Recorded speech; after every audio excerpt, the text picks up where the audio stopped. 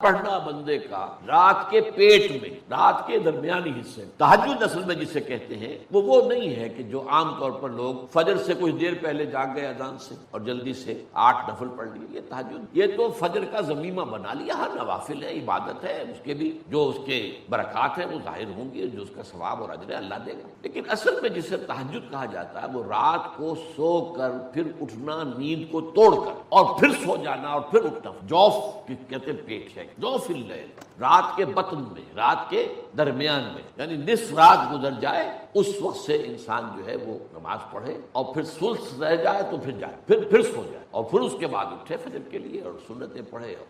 تو یہاں آپ نے فرمایا وَصَلَاةُ الرَّجُلِ فِي جَوْفِ اللَّيْلِ، اور اپنے اس قول کے لیے حضور نے آیتیں تلاوت فرمائی، وہی دو آیتیں۔ یہاں یہ سورہ سجدہ کی آیت نمبر 16 اور 17 ہے۔ تَتَجَافَىٰ جُنُوبُهُمْ عَنِ الْمَضَاجِعِ، اللہ تعالیٰ اپنے خاص محبوب بندوں کی یہ صفات بیان کر رہا ہے کہ ان کے پہلو اپنے بستروں سے علیحدہ رہتے ہیں، رات کے وقت جاگتے ہیں، بستر پر لیٹیں گے تو سو جائیں گے۔ تَتَجَافَىٰ جُنُوبُهُمْ عَنِ الْمَضَاجِعِ يَدْعُونَ رَبَّهُمْ خَوْفًا وَطَمَعًا، وہ اس وقت اپنے رب کو پکارتے ہیں دعائیں کر، خوف کے ساتھ بھی، اس کے مواخذے کا خوف، اس کے عذاب کا خوف، اس کی باز پرس کا خوف، اس کی ناراضی کا خوف، جہنم کا خوف، وطمعًا، اور طمع کس کی؟ اللہ راضی، اللہ کے اجر و ثواب کی بھی طمع ہو، لیکن سب سے بڑی طمع کیا ہے؟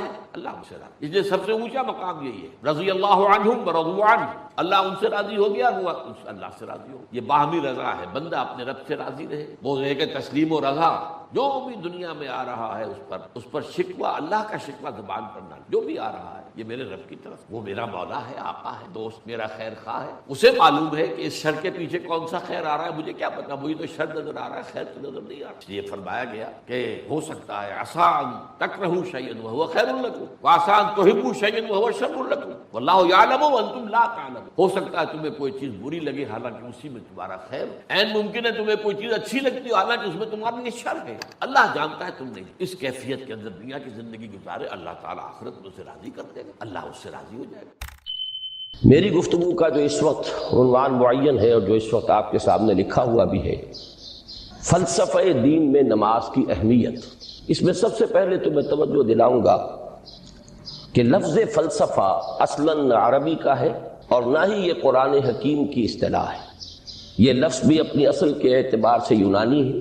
فلسفی اگرچہ فلسفی عربی میں اب استعمال ہوتا ہے اور فلاسفہ اس کی جمع بھی ہوتی ہے، لیکن واقعتاً یہ عربی زبان کا لفظ نہیں ہے۔ اسی کی ایک مثال اور ہے تصوف، وہ بھی بظاہر تفاعل کے وزن پر خالص صیغہ معلوم ہوتا ہے عربی زبان کا، لیکن یہ بھی تھیوسوفی، یہ بھی در حقیقت یونانی الاصل لفظ ہے، جس کی تعریف کی گئی ہے، اسے معرب بنا کر عربی کا جامہ پہنا دیا گیا ہے۔ فلسفے سے ہم جس علم یا جس شعبہ علم کو مراد لیتے ہیں، قرآن حکیم کی اصطلاح میں اس کے لیے لفظ حکمت ہے۔ اس کا مادہ ہا، کاف، میم، اور اس کا بنیادی مفہوم وہی ہے کہ جو اس سے جو ایک مشتق لفظ ہے استحکام، کسی شے کا مضبوط ہو جانا، پختہ ہو جانا، قوی ہو جانا، ایسی صلاحیت حاصل کر لینا کہ وہ اپنی حفاظت کر سکے، اپنے خلاف کسی بھی اقدام پر اپنا دفاع کر سکے۔ یہ ہا، کاف، میم کے مادے کا اصل مفہوم ہے۔ اور حکمت انسان کے فکر اور اس کے شعور کی پختگی کا نام ہے، اس لیے کہ انسان حیوانات سے ممیز کیا گیا ہے، اگرچہ مختلف اعتبارات سے، لیکن یہ کہ اس میں سب سے اہم اعتبار یہ ہے کہ یہ حیوان عاقل، اسی طریقے سے اسے حیوان ناطق کہا جاتا ہے، اور نطق اور عقل کا بڑا گہرا تعلق ہے اور ربط ہے، دونوں ایک دوسرے سے جڑے۔ تو ہم کہیں گے شعور، عقل سے انسان کو شعور حاصل ہوتا ہے، اور نطق جو ہے اس کی بنیاد، اس کا سورس جو ہے وہ یہی شعور۔ تو انسانی فکر کی پختگی، انسانی شعور کی پختگی، اس کے اندر ایسی صلاحیت کا پیدا ہو جانا کہ وہ حقائق تک رسائی حاصل کر سکے، اس میں اتنی قوت پیدا ہونا کہ وہ صحیح رخ پر، صحیح رخ سے موڑنے والے جتنے محرکات ہیں ان کے مقابلے میں اپنا دفاع کر سکے، یہ حکمت۔ لہذا فلسفہ دین کی بجائے اب آپ اپنے ذہن میں حکمت دین کا لفظ رکھیں، اور اب غور کیجئے کہ حکمت دین میں صلاۃ کے مقام کو سمجھنے کے لیے ہمیں یہاں سے ابتدا کرنی چاہیے کہ حکمت دین کا سب سے بنیادی مسئلہ کون سا ہے۔ حکمت دین کا سب سے اہم، سب سے بنیادی، اولین مسئلہ معرفت خداوندی، انسان اپنے رب کو پہچانے اور رب کو پہچان کر اپنے فطری جذبہ تشکر کو اس کی ذات سے وابستہ کرنا. یہ فطری جذبہ تشکر بھی آپ سمجھ لیجئے کہ یہ بھی نہ صرف انسان بلکہ حیوانات کا بھی خاصہ ہے کہ اگر ان کے ساتھ کوئی بھلائی کی جائے تو ایک خاص رد عمل ان کی طبیعت میں پیدا ہوتا ہے جسے ہم جذبہ شکر یا جذبہ تشکر سے تعبیر کر سکتے ہیں. حیوان کے پاس اگرچہ وہ زبان نہیں ہے کہ جس میں وہ اپنے اس جذبے کو الفاظ کا جامہ پہنا کر اپنے محسن کی خدمت میں پیش کر سکے، لیکن یہ کہ اگر کبھی کسی بھوکے پیاسے حیوان کو آپ نے کوئی غذا فراہم کی ہو یا پانی پلایا ہو اور پھر اگر آپ اس کی آنکھوں میں دیکھیں گے تو وہ جذبہ تشکر وہاں سے ابلتا ہوا محسوس ہو. یہ گویا کہ فطرت کا تقاضا ہے. حیوانات سے بلندتر سطح پر انسان ہے تو فطرت انسانی کا بڑا اساسی اور بنیادی تقاضا ہے کہ وہ اپنے محسن کا شکر ادا کرے. جس نے بھی اس کے ساتھ کوئی بھلائی کی ہو، خیر کیا ہو، اس کی کوئی احتیاج پوری کی ہو، اس کی کوئی ضرورت پوری کی ہو، اس کا وہ شکر بجانا. تو یہ فطری جذبہ تشکر جب تک عقل انسانی اپنے اصل محسن اور مربی کو نہیں پہچانتی تو یا تو یہ منتشر رہتا ہے یا بھٹکتا رہتا ہے. چنانچہ شرک کی جو ساری تاریخ ہے اس کا تجزیہ کریں گے تو بات یہی نظر آئے گی کہ اس جذبہ تشکر نے اپنے علم کی کوتاہی کی وجہ سے، اپنے فہم کی کوتاہی کی وجہ سے مختلف اشیاء کے ساتھ یا مظاہر قدرت کے ساتھ اپنے آپ کو منسلک کر لیا. مثلاً یہ کہ یہ بات غلط نہیں ہے کہ ہماری دنیا کا یہ سارا نظام جو ہے اس میں سورج کی حرارت کو بہت بڑا دخل حاصل. ساری انرجی جو ہمارے پاس ہے اس کی سورس تو اصل میں وہ سولر انرجی ہے. لکڑی بھی آپ جلا کر اگر آگ کے ذریعے سے حرارت حاصل کرتے ہیں تو وہ بھی در حقیقت سورج ہی کی وہ حرارت تھی کہ جو اس لکڑی میں جذب ہوئی ہے، اس نے وہ صورت اختیار کی. فصلوں کو سورج پکاتا ہے، اس کی حرارت جو ہے وہی ان کے پکنے کا ذریعہ بنتی. لہذا انسان نے یہ سمجھا کہ ہمارا سب سے بڑا محسن یہ ہے، لہذا اس کے آگے ہاتھ جوڑ دیے، اس کو سجدہ کیا، اسے معبود بنا لیا. اسی پر آپ قیاس کرتے چلے جائیے. جس چیز کے بارے میں احساس ہوا کہ اس کے ساتھ ہماری کوئی بھلائی وابستہ ہے، یہ ہمارے لیے کسی خیر کا ذریعہ ہے، اس کے سامنے انسان جھک گیا اور اس کے اظہار تشکر کے لیے اس نے مراسم عبودیت ایجاد کر. تو عقل انسانی کی اصل معراج یہ ہے کہ وہ اپنے اصل مربی کو پہچانے، اپنے اصل رب کی معرفت حاصل ہو جائے کہ یہ تمام مظاہر فطرت، مظاہر قدرت، اگرچہ یہ سب ہے اس دنیا میں، اس کے نظام کو مختلف پہلوؤں سے ان کے ساتھ وابستہ کیا گیا ہے، لیکن یہ سب خود کسی اور کی ربوبیت کے مظہر ہے. کوئی اور ہے جو ان سب کا خالق ہے، کوئی اور ہے کہ جس نے ان کے لیے یہ سارا نظام بنایا ہے. تو ایک ہی چھلانگ میں انسان پھر وہاں پہنچتا ہے اور اپنے اصل رب اور مربی کو پہچان کر اب اپنے پورے جذبہ تشکر کو اس کی ذات کے ساتھ منسلک. یہ میں نے خلاصہ عرض کیا آپ کے سامنے سورہ لقمان کے دوسرے رکوع کی اس پہلی آیت کا، جس میں اللہ تعالیٰ نے حضرت لقمان کے حوالے سے حکمت اور حکمت کا جو منطقی اور لازمی نتیجہ ہے دونوں چیزوں کو بیان کر دیا.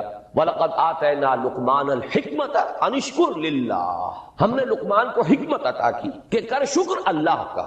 فطرت سلیمہ کا تقاضا شکر، محسن کے لیے، مربی کے لیے، اور عقل کی معراج اپنے اصل محسن اور مربی کو پہچاننا، اسی کا نام حکمت ہے. حکمت عقل صحیح اور فطرت سلیمہ کے امتزاج سے وجود میں آتی ہے جس کا نتیجہ شکر رب ہے یا معرفت رب.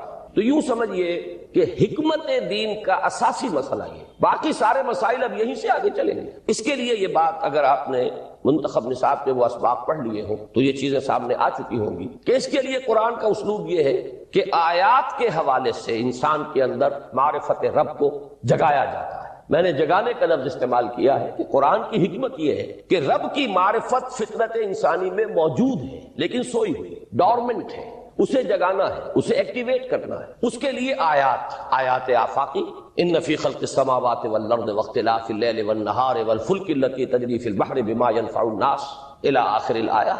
اسی طرح آیات انفسی وفی انفسکم افلا تبصرون سنریہم آیاتنا فی الآفاق وفی انفسہم حتی یتبین لہم انہ الحق. لیکن ان آیات آفاقیہ کی طرف بھی صحیح نقطہ نظر سے متوجہ کرنے کے لیے اور انسان کے اندر کی اس سوئی ہوئی معرفت رب کو جگانے کے لیے سب سے زیادہ مؤثر آیات قرآنیہ ہیں، چونکہ یہ فطرت انسانی کے اندر کی ایک شے کو جگانے والی ہیں. یہی وجہ ہے کہ قرآن مجید اپنے آپ کو کہیں الذکر کہتا ہے، کہیں ذکرہ، کہیں تذکرہ. یہ تو یاد دہانی ہے، تمہارے اپنے اندر معرفت رب موجود تھی یا موجود ہے، لیکن یا تمہیں اس کا شعور نہ تھا، وہ تمہارے شعور کی سطح پر نہیں آئی تھی، یا یہ کہ آئی تھی لیکن پھر تم اسے بھول گئے. ظہول کے پردے پڑ گئے، جیسا کہ علامہ اقبال نے کہا کہ کافر کی یہ پہچان کے آفاق میں گم ہے، تم پھر گم ہو گئے، لہذا اس کو اجاگر کرنے کے لیے، تازہ کرنے کے لیے یہ آیات قرآنیہ، ان اندھیروں سے، گمشدگی کے اندھیروں سے نکالنے کے لیے، معرفت کی روشنی میں لانے کے لیے یہ آیات مبارکہ ہے۔ هو الذی ينزل على عبده آیات بینات لیخرجکم من الظلمات الی النور، اندھیروں سے نکال کر روشنی میں لانے کے لیے اللہ نے اپنے بندے پر صلی اللہ علیہ وسلم یہ آیات بینات نازل کی۔ لیکن اب اس سے اگلا قدم ہے، اور اصل میں وہ ہے جو میری گفتگو کا موضوع ہے اس وقت۔ اس کے لیے یہ تمہید ضروری تھی کہ حکمت قرآن کا اور حکمت دین کا اولین، اہم ترین، سب سے اساسی، سب سے بنیادی مسئلہ ہے معرفت رب۔ اگر اس مرحلے کو انسان طے کر لے اللہ کے فضل و کرم سے، اسے اللہ کی معرفت بھی حاصل ہو جائے اور اس پر ایمان بھی میسر آ جائے، تو اب اس کے سامنے تین مسئلے اور ان کو اچھی طرح آئیڈینٹیفائی کیجیے۔ پہلا مسئلہ یہ ہے کہ اس کی فکر صحیح مزید پیش قدمی کرے، آگے بڑھے۔ یہ تو اس کا سٹارٹنگ پوائنٹ تھا، رب کو پہچان لینا۔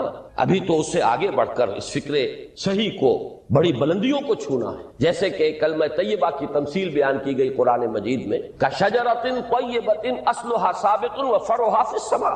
تو فکر انسانی کے لیے وہ اصل ثابت، جمی ہوئی جڑ جو ہے وہ تو ہے معرفت رب، لیکن اب یہ فکر ترقی کرے گی، یہ نشو و نما پائے گی، یہ آگے بڑھے گی، اس کی شاخیں یہ آسمانوں سے بات کریں گی، آسمانوں کی بلندیوں کو چھوئیں گی۔ تو سب سے پہلا مسئلہ ہے فکر صحیح کی مزید پیش رفت، پیش قدمی۔ دوسرا مسئلہ انسان کا بہت بنیادی، عمل کی درستی، صحیح عمل۔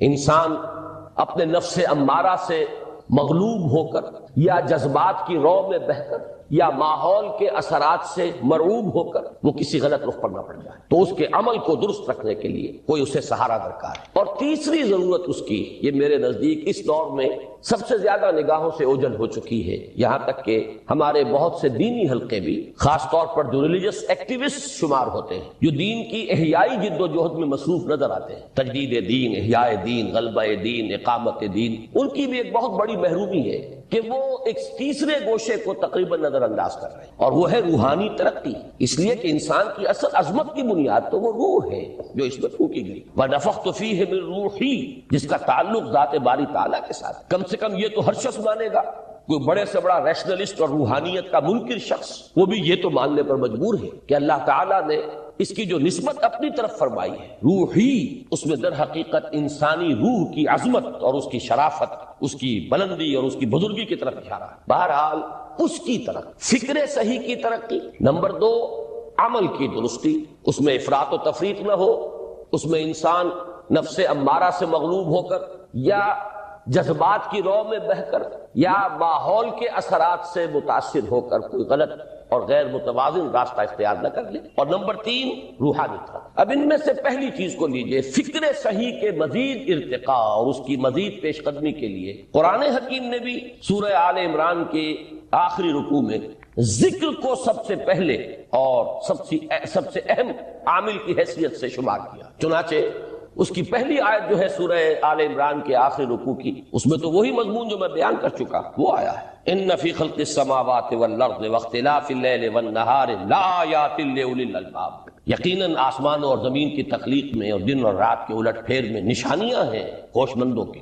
ان کے ذریعے سے انسانی شعور کے اندر وہ معرفت رب اجاگر ہوگی۔ وہ پہلا مرحلہ اس نے طے کر لیا، وہ ڈورمنٹ معرفت اب ایکٹیویٹ ہو گئی۔ اب مزید فکر کا مرحلہ ہے جو اگلی آیت میں آیا ہے، الذین یذکرون اللہ قیاما وقعودا وعلی جنوبہم ویتفکرون فی خلق السماوات والارض ربنا ما خلقت ھذا باطلا سبحانک فقنا عذاب النار۔ یعنی تفکر جو ہے، ویتفکرون فی خلق السماوات والارض، وہ تفکر کرتے ہیں، غور و فکر کرتے ہیں آسمان اور زمین کی تخلیق میں، لیکن اس تفکر کے ساتھ لازماً ذکر، اور ذکر مدام، ذکر بھی وہ کہ جو مستقل ہو، ہر حالت میں ہو۔ الذین یذکرون اللہ قیاما وقعودا وعلی جنوبہم، وہ لوگ کہ جو اللہ کو یاد رکھتے ہیں، اللہ کا ذکر کرتے ہیں، کھڑے ہوئے بھی، بیٹھے ہوئے بھی، اور اپنے پہلوؤں کے بل یعنی لیٹے ہوئے۔ اب ان تین کے سوا تو کوئی پوزیشن انسان کی نہیں ہے، اسی کا نام ہے دوام ذکر۔ اور اس کے ساتھ اگر وہ تفکر کرتے ہیں تو ان کا فکر اگلی منزل تک پہنچتا ہے۔ میں اس پر زیادہ بحث اس وقت نہیں کروں گا، اس وقت میں نے چونکہ وہ 3 باتیں بیان کی تھی، میں درجہ بدرجہ چاہتا ہوں کہ آگے بڑھوں اور ایک حد سے زیادہ کسی بھی مسئلے میں تجاوز نہ کریں۔ یہ جو بات سورہ آل عمران کی آخری رکوع کی اس دوسری آیت میں آئی ہے، اسی کو مولانا روم نے بیان کیا ہے بہت ہی سادہ لیکن بڑے پرمغز شعر میں. این قدر گفتیم باقی فکر کن، فکر اگر جامد بود رو ذکر کن. اس قدر تو ہم نے تمہیں بتا دیا، سمجھا دیا، یہ بات تو آ گئی تمہارے عقل میں، اب جاؤ خود غور کرو، مزید آگے پیش قدمی کرو. این قدر گفتیم باقی فکر کن، فکر اگر جامد بود رو ذکر کن. فکر میں جمود آ جائے، فکر سست پڑ جائے تو جاؤ پھر ذکر کرو. تو یہ ذکر اور فکر گویا کہ گاڑی کے دو پہیے ہیں کہ جن سے فکر انسانی صحیح رخ پر آگے بڑھے. اگر یہ ذکر ساتھ نہیں رہے گا تو فکر انسانی کج ہو جائے. تاثریا میرا دیوار کج، پھر وہ فکر جو ہے وہ بلندی کو کتنے ہی پہنچ جائے لیکن وہ ٹیڑھی بلندی ہوگی، وہ صراط مستقیم پر پیش قدمی کرنے والا فکر نہیں ہوگا. اسی کو علامہ اقبال نے اپنے دو اشعار میں، کیونکہ انہوں نے مولانا روم کو اپنا پیر بھی تسلیم کیا ہے، مرشد رومی، تو یہ فکر جو ہے، یہ خیال جو مولانا روم نے پیش کیا، اسی کو علامہ اقبال نے دو اشعار میں میں سمجھتا ہوں کہ مزید شکوہ کے ساتھ، مزید خوبصورت اور حسین انداز میں پیش کیا ہے. جز بقرآن زے غمی روباہی است، فقر قرآن اصل شاہنشاہی است. قرآن کے بغیر اگر کوئی شعر بھی ہو تو وہ بھی اصل میں لومڑی ہے، اس کی کوئی حقیقت نہیں، اس لیے کہ اصل شاہنشاہی جو ہے وہ تو فقر قرآن ہے. اب فقر قرآن کیا ہے؟ فقر قرآن اگر آپ لکھا ہوا دیکھیں گے اس کو تو اس کے آگے یہاں اب سوالیہ نشان آ جائے گا. فقر قرآن یعنی سوچو فقر قرآن کیا ہے، اور جواب ہے اختلاط ذکر و فکر. فقر قرآن امتزاج سے وجود میں آتا ہے کہ اس میں ذکر بھی ہو فکر بھی ہو. اور فکر را کامل نہ دیدم جز میں ذکر، میں نے فکر کو کبھی بھی اپنی منزل مقصود تک پہنچتا ہوا نہیں پایا جب تک کہ اس کے ساتھ ذکر ہو. تو پہلی شے تھی فکر انسانی کی صحیح رخ پر مزید پیش قدمی اور پیش رفت، اور اس کے لیے لازم ہے ذکر و فکر کا امتزاج.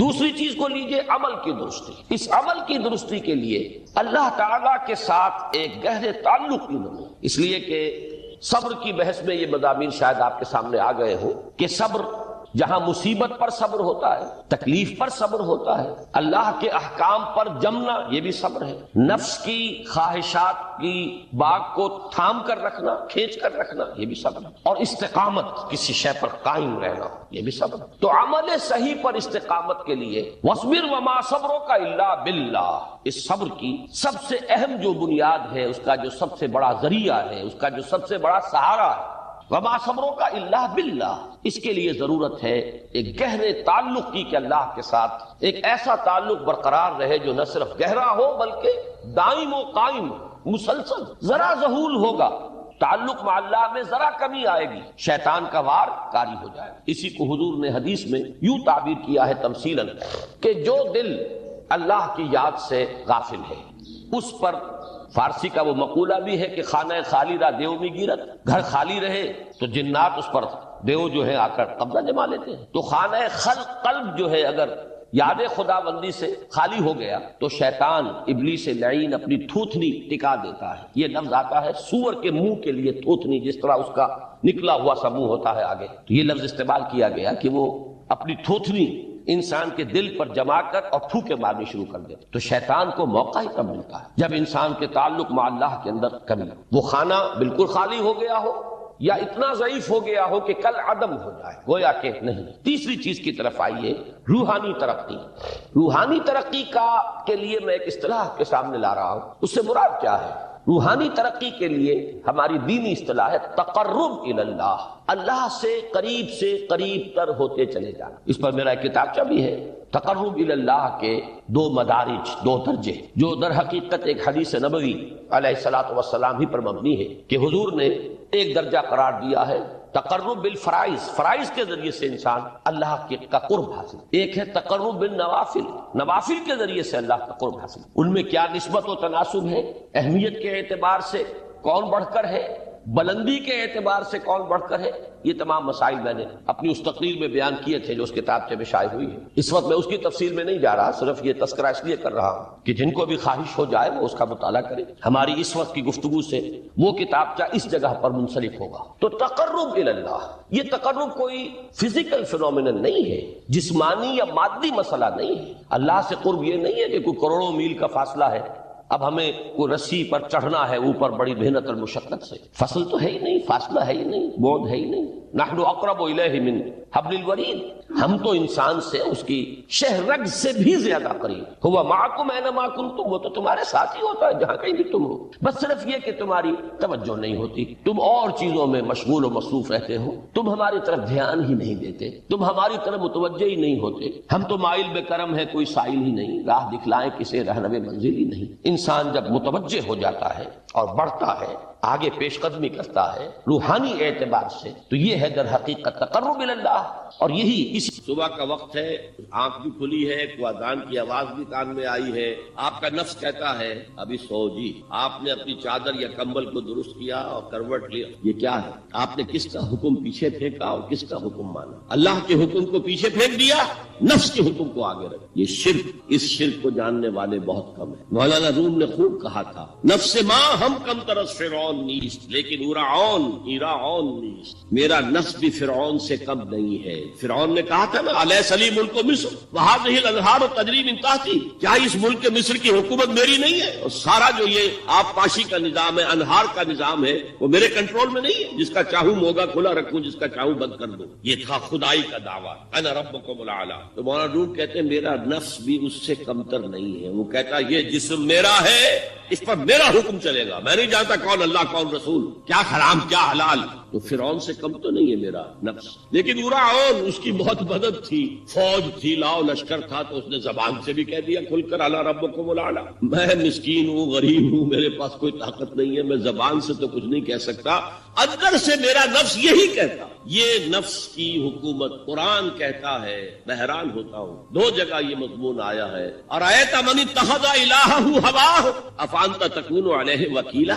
اے نبی تم نے دیکھا اس شخص کو، اس کے حال پر غور کیا جس نے اپنی خواہش نفس کو اپنا الہ بنا لیا ہے. اللہ اکبر. الہ، لا الہ الا اللہ، کلمہ توحید کا مرکزی لفظ یہاں آ رہا ہے. من اتخذ الہہ ہواہ، جس نے اپنی خواہش نفس کو اپنا معبود بنا لیا، الہ بنا لیا. افانت تکون علیہ وکیلا، کیا آپ ایسے شخص کی کوئی ذمہ داری لے سکتے ہیں؟ سود حرام ہوا کرے جی، حرام حرام، ہمارا دھندا جو ہے وہ آگے بڑھ نہیں سکتا. اللہ کے حکم کو پیچھے ڈالا، نفس کے تقاضے کو آگے رکھا. کون معبود ہے آپ؟ نام عبداللہ رکھیے، نام عبد الرحمان رکھیے، ہے عبد النفس، نفس کے بندے، نفس کے غلام. پوچھا گیا ایو الہجرت افضل یا رسول اللہ، اے اللہ کے رسول بتائیے سب سے اعلیٰ ہجرت کون سی ہے، افضل؟ فرمایا ان تہجر ما کرہ ربک، ہر اس چیز کو چھوڑ دو جو تمہارے رب کو پسند نہیں.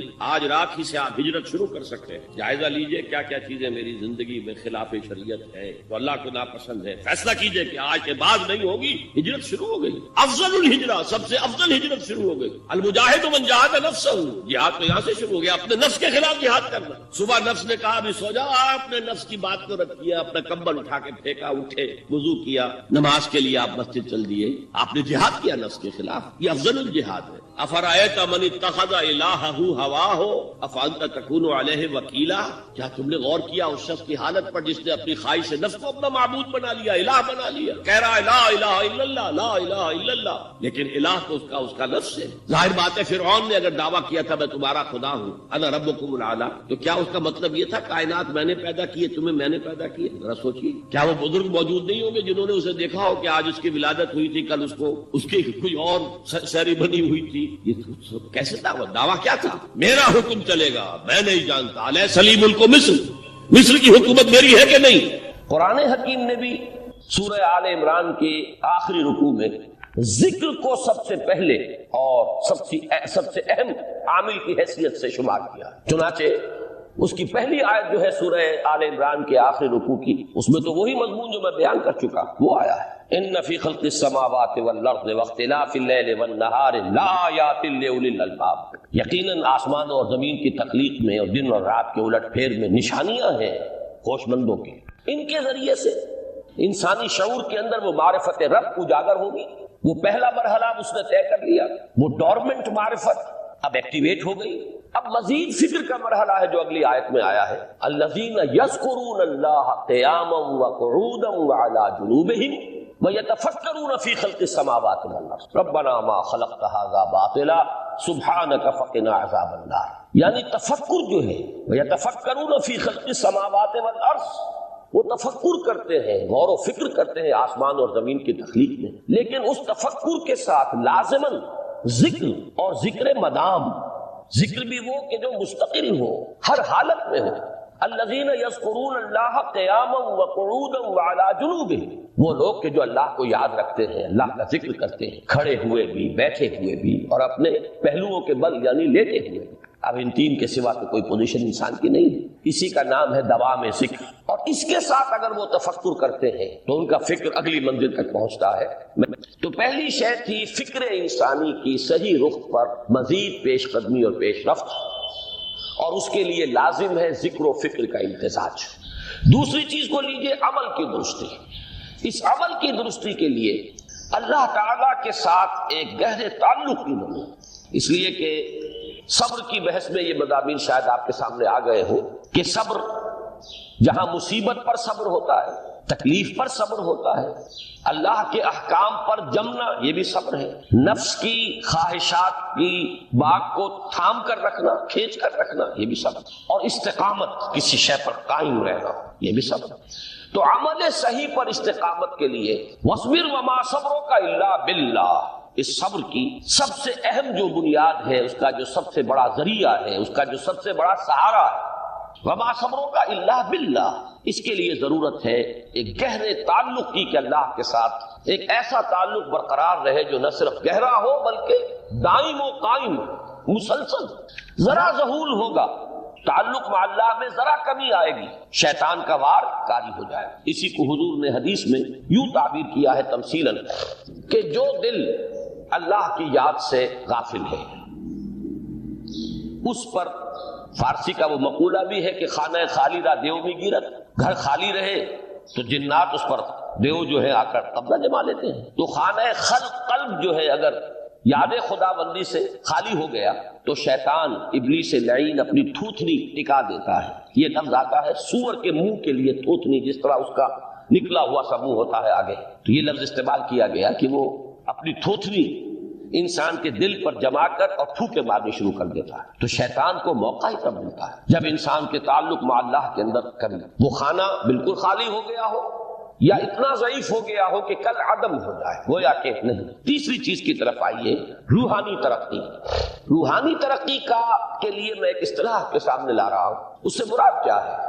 روحانی ترقی کے لیے ہماری دینی اصطلاح ہے تقرب الی اللہ، اللہ سے قریب تر ہوتے چلے جانا۔ اس پر میرا ایک کتابچہ بھی ہے، تقرب الی اللہ کے دو مدارج، دو درجے، جو در حقیقت ایک حدیث نبوی علیہ الصلوۃ والسلام ہی پر مبنی ہے کہ حضور نے ایک درجہ قرار دیا ہے تقرب بالفرائض، فرائض کے ذریعے سے انسان اللہ کا قرب حاصل کرے۔ ایک ہے تقرب بالنوافل، نوافل کے ذریعے سے اللہ کا قرب حاصل کرے۔ ان میں کیا نسبت و تناسب ہے، اہمیت کے اعتبار سے کون بڑھ کر ہے، بلندی کے اعتبار سے کون بڑھ کر ہے، یہ تمام مسائل میں نے اپنی اس تقریر میں بیان کیے تھے جو اس کتاب میں شائع ہوئی ہے۔ اس وقت میں اس کی تفصیل میں نہیں جا رہا، صرف یہ تذکرہ اس لیے کر رہا ہوں کہ جن کو بھی خواہش ہو جائے وہ اس کا مطالعہ کرے۔ ہماری اس وقت کی گفتگو سے وہ کتابچہ اس جگہ پر منسلک ہوگا۔ تو تقرب الی اللہ، یہ تقرب کوئی فزیکل فینومینل نہیں ہے، جسمانی یا مادی مسئلہ نہیں ہے۔ اللہ سے قرب یہ نہیں ہے کہ کوئی کروڑوں میل کا فاصلہ ہے، اب ہمیں کوئی رسی پر چڑھنا ہے اوپر بڑی محنت اور مشقت سے، فصل تو ہے ہی نہیں، فاصلہ ہے ہی نہیں، بعد ہے ہی نہیں۔ نحن اقرب الیہ من حبل الورید، ہم تو انسان سے اس کی شہرگ سے بھی زیادہ قریب۔ هو معکم اینما کنتم، وہ تو تمہارے ساتھ ہی ہوتا ہے جہاں کہیں بھی تم ہو، بس صرف یہ کہ تمہاری توجہ نہیں ہوتی، تم اور چیزوں میں مشغول و مصروف رہتے ہو، تم ہماری طرف دھیان ہی نہیں دیتے، تم ہماری طرف متوجہ ہی نہیں ہوتے۔ ہم تو مائل بے کرم ہے، کوئی سائل ہی نہیں، راہ دکھلائیں کسے رہنو منزل ہی نہیں۔ انسان جب متوجہ ہو جاتا ہے اور بڑھتا ہے، آگے پیش قدمی کرتا ہے روحانی اعتبار سے، تو یہ ہے در حقیقت تقرب الی اللہ، اور اسی کو ہم کہیں گے روحانی ترقی۔ اب ان تین چیزوں کو اگر آپ نے ذہن میں جما لیا، پھر میری بات کی ترتیب اس کو ذہن میں قائم کیجئے۔ ہم چلے کہاں سے کہ دین کے ساتھ اصل مناسبت فلسفے کی نہیں، حکمت۔ نمبر 2، حکمت قرآنی کا پہلا اور اہم ترین اور بنیادی مسئلہ معرفت رب کا حصول، اس کا نتیجہ شکر خدا، اس کا ذریعہ آیات آفاقی، آیات انفسی، اور سب سے بڑھ کر آیات قرآنیہ جو الذکر ہے، جو تذکرہ ہے، جو ذکر ہے۔ لیکن اس پہلے مرحلے کو اگر کوئی انسان بفضل ہی تعالی، اللہ کے فضل و کرم سے طے کر لے، اب اس کے سامنے تین مسئلے، فکر کی مزید پیش رفت، مزید پیش قدمی صحیح رخ پر، اس کے لیے ذکر اور فکر دونوں کا امتزاج لازمی ہے۔ فقر قرآن اختلاط ذکر و فکر۔ الذین یذکرون اللہ قیاما وقعودا وعلی جنوبہم ویتفکرون فی خلق السماوات۔ دوسری شے عمل کا درست رہنا، نہ افراط و تفریط ہو، عدم توازن ہو، نہ انسان نفس سے مغلوب ہو جائے، نہ انسان جذبات کی رو میں اندھا ہو جائے، نہ انسان ماحول سے مرعوب ہو کر متاثر، صحیح رخ پر اس کا عمل۔ نمبر 3 روحانی ترقی، جو اصل حاصل ہے، جو اصل مقصود ہے۔ نمبر 2 چیز کے لیے تعلق مع اللہ ضروری، نمبر 3 کے لیے تقرب الی اللہ۔ اب غور کیجئے، ان تینوں چیزوں کا بڑا گہرا تعلق ہے نماز کے ساتھ، ان تینوں کے لیے ستون کی حیثیت نماز کو۔ لہذا ایمان کے بعد یا معرفت رب کے بعد حکمت دین کا اہم ترین مسئلہ نماز، صلاۃ۔ اس لیے کہ ایک طرف یہ انسان کو اللہ کے ساتھ ایک گہرے تعلق کا ذریعہ فراہم کرتا، اپنے تمام مصروفیات میں سے ان مشغولیتوں میں جن میں گم ہونے کا خدشہ ہوتا ہے نکلو۔ 24 گھنٹے کے معمولات میں سے کم 5 مرتبہ تو لازماً نکلو اور اپنے آپ کو ذرا، اپنے حواس کو بھی، اپنی باطنی کیفیات کو بھی ذرا تازہ کرو۔ اگر کوئی گندگی، نجاست، کسی طرح کی ناپاکی کا کوئی معاملہ ہے، طہارت حاصل کرو۔ طہارت سے تمہارے اندر روح کو بھی بالغگی ہوگی، تمہارے حواس بھی تازہ ہوں گے، تم گویا کہ بحیثیت کل تمہاری ہستی چاقو چوبند ہو جائے گی۔ وہ کسل، وہ سستیاں، وہ جو ایک کثافتیں ہوتی ہیں، ان سب سے نجات حاصل کرو اور اب اپنے رب کے حضور میں کھڑے ہو جاؤ، اس کے ساتھ اپنا عہد بھی تازہ کرو، اس کی اہم صفات کو بھی اپنے ذہن میں پھر مستحضر کرو۔ یہی وجہ ہے، دیکھیے میں نے جو آیات آپ کو شروع میں سنائی تھی، سورہ لقمان کی 2 آیتیں، پہلی آیت میں اس کا ترجمہ کر چکا، دوسری آیت وَلَقَدْ وَإِذْ قَالَ لُقْمَانُ لِابْنِهِ وَهُوَ يَعِظُهُ يَا بُنَيَّ لَا تُشْرِكْ بِاللَّهِ إِنَّ الشِّرْكَ لَظُلْمٌ عَظِيمٌ۔ اس کے بعد درمیان میں کچھ مضمون آ کر پھر وہ آیت مبارکہ آئی، یا بنی اقم الصلاۃ وَأْمُرْ بِالْمَعْرُوفِ وَانْهَ عَنِ الْمُنْكَرِ وَاصْبِرْ عَلَىٰ مَا أَصَابَكَ۔ گویا کہ اہم ترین چیز، بنیادی ترین چیز، اللہ کو محض پہچان لینا کافی نہیں ہے، یاد رکھنا ضروری ہے۔ اللہ یاد رہے گا تو فکر صحیح آگے بڑھے، اللہ یاد رہے گا اور اس کے ساتھ ایک گہرا تعلق جو ہے برقرار رہے گا تو عمل درست رہے۔ بالکل یہی بات سورہ طٰہٰ میں جو پہلی وحی حضرت موسیٰ علیہ السلام پر ہوئی، اور پہلا مخاطبہ ہے چونکہ حضرت موسیٰ کو یہ انبیاء کرام کے مقدس گروہ میں ایک امتیازی حیثیت حاصل ہے کہ ان سے براہ راست گفتگو ہوئی ہے، اگرچہ صرف ایک پردہ تھا، اوٹ من ورائے حجاب گفتگو ہوئی ہے، لیکن یہ کہ کوئی فرشتے کا درمیانی جو ہے وہ لنک نہیں تھا، براہ راست اللہ تعالیٰ نے حضرت موسیٰ علیہ السلام سے کلام فرمایا۔ کلم اللہ موسیٰ تکلیما، موسیٰ سے تو اللہ نے کلام فرمایا جیسے کہ کلام کیا جاتا، تو پہلا مخاطبہ ہے، یہ پہلا مکالمہ ہے، پہلی وحی کہیے، اسی میں یہ الفاظ بھی موجود ہیں، اننی انا اللہ لا الہ الا انا فاعبدنی واقم الصلاۃ لذکری۔ یہ گویا کہ حکمت قرآنی کا ایک بہت بڑا خزانہ ہے یہ آیت مبارک، کہ خود حضرت موسیٰ علیہ السلام کو جو ہدایت دی جا رہی ہے، میں ہوں، میں اللہ، اننی انا اللہ لا الہ الا انا، میرے سوا کوئی معبود نہیں، فاعبدنی، بس میری بندگی، میری عبادت، میری پرستش، میری محبت، اس کو اختیار کرو۔ وَأَقِمِ الصَّلَاةَ لِذِكْرِي، اور نماز کو قائم رکھو میری یاد کے لیے۔ بلکہ اسی سلسلہ کلام میں آگے چل کر سورہ طٰہٰ میں آتا ہے، کافی گفت و شنید کے بعد جب حضرت موسیٰ نے کچھ معذرت بھی کی، کچھ دعائیں بھی کی، اللہ نے ایک دعا قبول بھی کی کہ ان کے بھائی کو بھی شریک کر دیا، حضرت ہارون کو بھی، اس کے بعد پھر جب فرمایا کہ اب جاؤ فرعون کی طرف، تو اس میں فرمایا وَلَا تَنِيَا فِي ذِكْرِي، اور دیکھنا یہ جو عظیم مشن تمہارے کندھے پر آ گیا ہے، بڑا بھاری اور کٹھن ایک فرض ہے جو تم پر عائد ہو گیا ہے، اس کے لیے سب سے بڑی تمہارے پاس جو قوت کا ذریعہ ہے وہ نماز ہے۔ فَلَا تَنِيَا عَنْ ذِكْرِي، میری یاد میں کبھی غفلت نہ کرنا، اس میں کبھی کوئی کمی نہ آنے دینا۔ جیسا کہ میں نے عرض کیا تھا کہ جیسے ہی وہ تعلق جو ہے کمزور پڑتا ہے یا منقطع ہو جائے معاذ اللہ، تو پھر انسان گویا کہ شیطان کے لیے ایک لقمہ تر بن جاتا ہے۔ اب آپ غور کیجئے، تیسری شے تقرب الی اللہ، اس کے حوالے سے بھی جو فرائض اور نوافل کی بات ہے اس کو اس وقت ذہن سے نکال کر یہ سمجھیے کہ اس میں نماز کا کیا مقام ہے، اس لیے کہ نماز فرض بھی ہے، نماز نفل بھی ہے، وہ تو دونوں میں شریک ہو جائے۔ اب اس کو لفظ صلاۃ کے حوالے سے آپ ان دونوں چیزوں کو سمجھیں۔ صاد لام واو یا یہ چونکہ حروف علت ایک دوسرے سے بدلتے رہتے ہیں، یہ جو مادہ ہے اس کی جو خالص لغوی اصل ہے، جو خالص عربی زبان میں اس کا بنیادی مفہوم ہے، وہ آگ جلانا یا آگ تاپنا یا آگ سینکنا، حرارت حاصل۔ لہذا بار بار آتا ہے جہنم کے ذکر میں، اسلوہا، اب جلو اس میں، تاپو اس کو، یہ سینکے گی تمہیں۔ بلکہ تفتلون کا لفظ آیا ہے حضرت موسیٰ کے کلام میں، جب وہ گئے تھے کوہ طور پر، جب پہنچ گئے تو تھے آگ کی تلاش میں، لعلکم تفتلون، تو اپنے اہل خانہ سے یہی کہا تھا کہ مجھے کہیں وہ روشنی نظر آ رہی ہے، غالباً کوئی وہاں سے آگ مل سکے گی، ورنہ یہ کہ کوئی رہنمائی کو رستہ مجھے مل سکے گا، میں وہ آگ لے آؤں گا، کوئی چنگاری وہاں سے لے آؤں، لعلکم تفتلون، تاکہ تم، اب یہ اصطلاح در حقیقت باب افتعال ہے، اور یہ تے یہاں پر کوئے کی شکل اختیار کر گئی، تا نے توبن کی صورت اختیار کی سواد کی وجہ سے۔ بہرحال اس کا سب سے بنیادی مفہوم جو ہے وہ ہے تاپنا، سکائی حاصل کرنا، حرارت۔ اس کے حوالے سے سمجھ لیجئے کہ سب سے بنیادی تعلق اس کا جو ہے وہ روح کے ساتھ۔ روح میں محبت خداوندی کی آگ اگر ٹھنڈی پڑ گئی ہو، اگر محبت خداوندی کی حرارت میں کمی ہو گئی، تو اس کو اثر نو، جس کو کہ میں آج سوچ رہا تھا تو ایک لفظ ذہن میں آیا کہ جیسے بیٹری اس کو ریچارج کیا جاتا ہے، اسی طریقے سے روح کے اندر محبت خداوندی کی اس حرارت کو اثر نو تازہ کرنا، یہ ہے در حقیقت نماز کا اصل۔ اس لیے کہ اس لفظ کا بنیادی مفہوم، اصل لغوی مفہوم تو یہ، اگرچہ اس کا سب سے زیادہ کثرت سے جو استعمال ہوتا ہے، اور لفظ صلاۃ جس سے در حقیقت جس تصور پر مبنی ہے وہ ہے اقدام، کسی کی طرف متوجہ ہونا اور پھر دعا۔